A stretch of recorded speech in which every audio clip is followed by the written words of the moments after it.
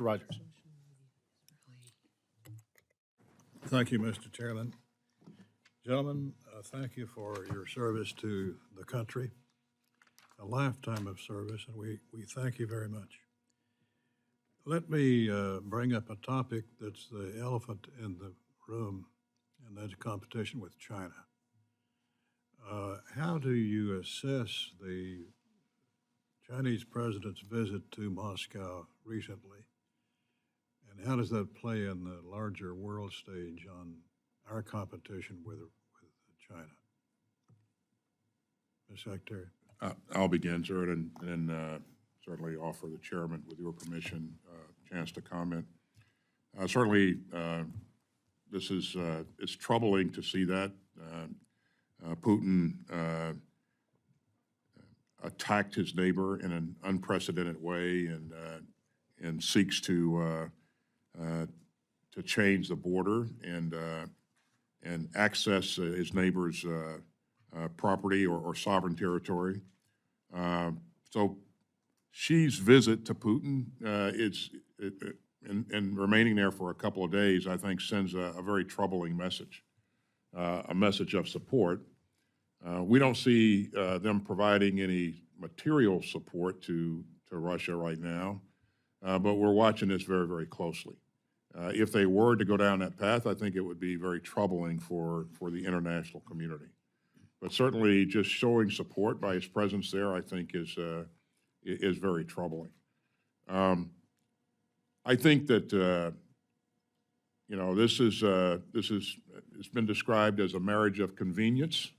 Putin doesn't have any allies or partners that he can turn to in the international community, and so China is willing to continue to develop that relationship. That's very, very interesting. But it's troubling that what we've seen. Again, it will be even more troubling if Xi decides to provide material support to Russia. It would prolong the conflict and certainly broaden the conflict potentially, not only in the region but globally. General. So, Congressman Rogers, thanks for the question. Look at China is a serious, probably the most serious geostrategic adversary the United States is facing today and will be facing through mid-century and perhaps the entire century. And if you were a historian in the year, a century from now, the story of this century will likely be, the geostrategic story is going to likely be what was the relationship between the United States and China? Did it end up in a war or not? And I think that we need to be really careful as we go forward to make sure that our military and our capabilities are way stronger than anything China can field. That's fundamental to deterrence. We don't want a great power war with China. We want to prevent that, and the way to prevent it is a strong, powerful military, a demonstrated will to use it if necessary, and that they clearly and unambiguously understand it. What we see in China, what we see in terms of a nation state over the last 40-plus years, since Deng Xiaoping introduced his reforms in 1979, is an enormous growth in wealth, the greatest growth in wealth of any country, to include all the United States back in the 1800s. This is an enormous growth in wealth, an enormous shift in power globally. And in the wake of that wealth is coming this military. Their military has advanced from a peasant-based infantry army in 1979 to a world-class military that is a near peer of the United States. They are not better than we are. They have a long way to go for that, but they are closing the gap very, very quickly.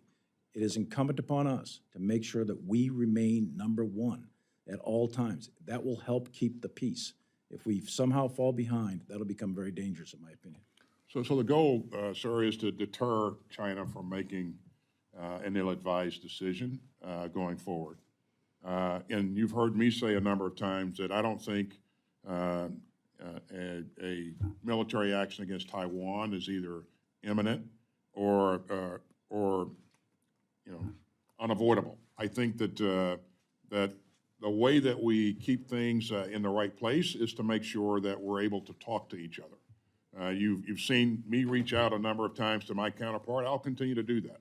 I think military leaders should be able to talk to each other, to manage escalation, and to determine intent, and a number of other things. But I think this communication is really, really important. So again, I do not think that, military action is imminent. But, you know, certainly, as the chairman pointed out, we have to make sure that we remain a combat credible force, and we'll do everything within our power to make sure we do that. Well, in the question of competition with China, undoubtedly, we are at a crucial moment here.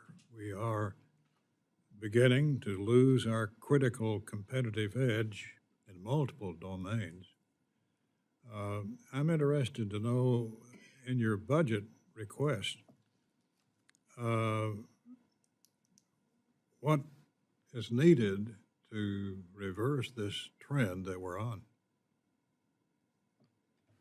Well, you see us, number one, investing in our posture, and so the Pacific Deterrence Initiative, we've allocated or requested for that initiative some $9.1 billion this year.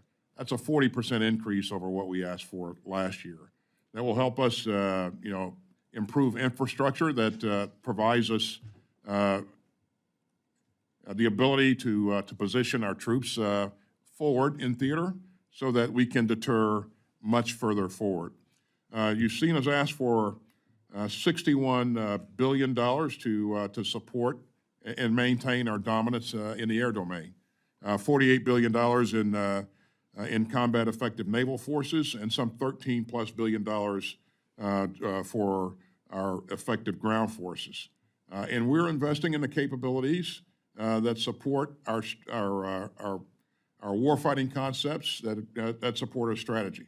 So there's a lot in this budget that's focused on this particular challenge.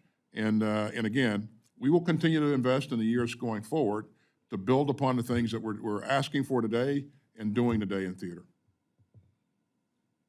Thank you, Mr. Chairman. Thank you.